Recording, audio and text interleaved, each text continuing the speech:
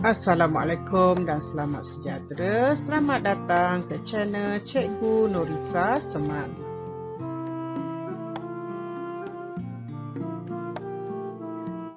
Video ini membincangkan topik 1.4 Kitaran Perakaunan 2. Okey, ini adalah topik untuk semester 1 dan untuk topik ini melibatkan dokumen sehingga penyata keuangan tanpa pelarasan.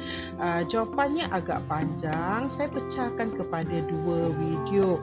Okey, video yang ini adalah video yang pertama. 1.4 Kitaran Perakaunan yang kedua. Okey, kita pergi kepada nota-nota untuk topik ini. Ia sangat berguna kepada pelajar-pelajar perakaunan yang akan membuat kerja khusus di tugasan 1 di semester 3. Okey, untuk invoice asal atau belian, dia melibatkan beli barang niaga. Okey, ataupun kita tengok nama perniagaan soalan berada di bawah. Buku catatan pertamanya adalah jurnal belian, ledgernya adalah debit belian, kredit akaun belum bayar. Invoice salinan atau jualan yang melibatkan jualan barang niaga ataupun nama peniaga soalan berada di atas. Buku catatan pertamanya adalah jurnal jualan. Ledgernya adalah debit akaun belum terima ataupun hutang, kredit, jualan. Yang ketiga adalah invoice asal atau belian. Ini melibatkan beli barang niaga. Okey, kita kena pasti kegunaan invoice. Invoice adalah digunakan untuk merekod urusan jual beli secara kredit, hutang atau secara akaun. Secara akaun digunakan istilah di dalam buku Oxford. Yang keempat, nota debit. Nota debit bertujuan untuk menambahkan hutang. Jadi dia punya buku catatan pertama dan ledger sama seperti invoice. Jadi kamu boleh merujuk pada invoice. Yang kelima, nota kredit. Nota kredit berfungsi untuk mengurangkan hutang.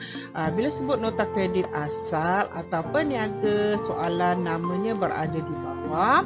Buku catatan pertamanya adalah jurnal pulangan belian atau keluar.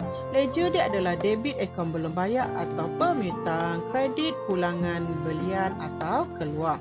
Nota kredit salinan atau nama peniaga soalan berada di atas. Buku catatan pertamanya adalah jurnal pulangan jualan atau masuk. Ledger dia debit pulangan jualan atau masuk, kredit akaun belum terima. 7. Resit, voucher pembayaran, slip daftar tunai, keratan cek, bil tunai. Buku catatan pertamanya adalah buku tunai atau jurnal penerimaan tunai atau jurnal pembayaran tunai. Untuk ledger ikut urus niaga sebab dia melibatkan banyak catatan dan kamu kena tentukan debit atau kredit. Yang ke-8, memo. Memo adalah dokumen dalaman. Okey, dia ada beberapa urus niaga. Yang A, ambilan barang niaga. Buku catatan pertamanya adalah journal am. Ledger dia kamu debitkan ambilan, kamu kreditkan belian. Yang B, ambilan tunai atau cek. Buku catatan pertamanya adalah buku tunai, jurnal penerimaan tunai atau jurnal pembayaran tunai. Dia punya ledger dia adalah kamu debitkan ambilan, kamu kreditkan tunai atau cek. C, baru masuk aset. Buku catatan pertamanya adalah journal am. Kamu akan ledger dia kamu akan debitkan aset, kreditkan modal. D, bawa masuk tunai atau cek. Buku catatan pertama adalah buku tunai atau jurnal penerimaan tunai. Dia punya catatan ledger dia adalah debit tunai atau bank, kredit, modal. Yang ke-9, makluman debit atau kredit. Buku catatan pertama kamu debitkan buku tunai atau jurnal penerimaan tunai atau jurnal pembayaran tunai. Untuk ledger kamu tengok urus niaga dia lah. Kita kena tengok pada dokumen. Makluman debit atau kredit adalah dokumen daripada pihak bank. Voucher tunai runcit. Okey, voucher tunai runcit ni dokumen melibatkan tunai runcit. Tunai runcit adalah urus niaga yang melibatkan keuangan yang kecil lah, angka yang kecil Okey, ledger ikut urus niaga dia. Dia ada banyak dalam dia. Kita akan tengok urus niaga dia. Okey, contoh soalan kitaran perakaunan. Perniagaan das Sdn Bhd menjalankan perniagaan menjual barangan plastik. Kamu kena pastikan nama perniagaan dia adalah das Sdn Bhd dan jenis barang niaga dia iaitu barangan plastik. Okey, berikut adalah baki akaun pada 1 Oktober 2014. Okey, kenderaan RN 90,000, peralatan dan kelengkapan 84,000, bank 72,000, tunai 11,000, inventory 42,000. Sepanjang bulan Oktober, urus niaga berikut telah diberikan. Rujuk dokumen-dokumen lah. Saya akan bincangkan dokumen-dokumen nanti satu per satu. Okey, dikehendaki sediakan buku catatan pertama. Tidak termasuk jurnal penerimaan tunai, jurnal pembayaran tunai. Jadi dia tak mahu jurnal penerimaan tunai, jurnal pembayaran tunai. Jadi kamu kena sediakan buku tunai untuk urus niaga yang terlibat. Memindahkan atau penghapusan catatan ke ledger. C. Imbangan duga pada 1 Oktober 2014. D. Penyata pendapatan komprehensif bagi bulan berakhir 1 Oktober 2014 dengan andaian inventory akhir 43,000. Jadi kat sini kamu tak perlu mengira inventory akhir. Nanti kalau kamu buat kerja khusus, kamu kena tengoklah sistem inventory ni sama ada berkala atau berterusan. Biasanya kamu kena tentukan inventory dia lah. Ada cara dia. Okey, yang E, penyata kedudukan keuangan atau kunci kira-kira pada 31 Oktober 2014. Okey, saya nak bincangkan dokumen ni satu per satu supaya kamu faham. Okey, dokumen yang pertama adalah salinan, invoice, nama peniaga soalan di atas, butir dia meja plastik, kerusi plastik. Jadi dia adalah barang niaga iaitu barangan plastik. Jadi buku catatan pertamanya adalah jurnal jualan. Ledger ni adalah debit plastik Sdn Bhd. ABT ni adalah akaun belum terima atau penghutang. Kredit jualan. Jualan ni akan dipostkan pada hujung bulan. Dokumen yang kedua pun invoice, salinan, nama perniagaan soalan di atas, butir adalah barang niaga. Jadi buku catatan pertama jurnal jualan. Ledger dia debit tos embos Sdn Bhd, ABT juga, akaun belum terima, kredit jualan pada hujung. Okey, dokumen yang ketiga invoice, salinan, nama perniagaan soalan di atas, butir adalah barang niaga. Jadi buku catatan pertamanya adalah jurnal jualan. Ledger dia adalah debit perniagaan Akiong and Family, kredit jualan pada hujung bulan. Okey, dokumen yang keempat bil tunai. Bila sebut bil tunai, kamu kena ingat dia sama ada jualan tunai atau belian tunai. Panduan ni kamu tengok salinan. Bila salinan dia adalah jualan tunai.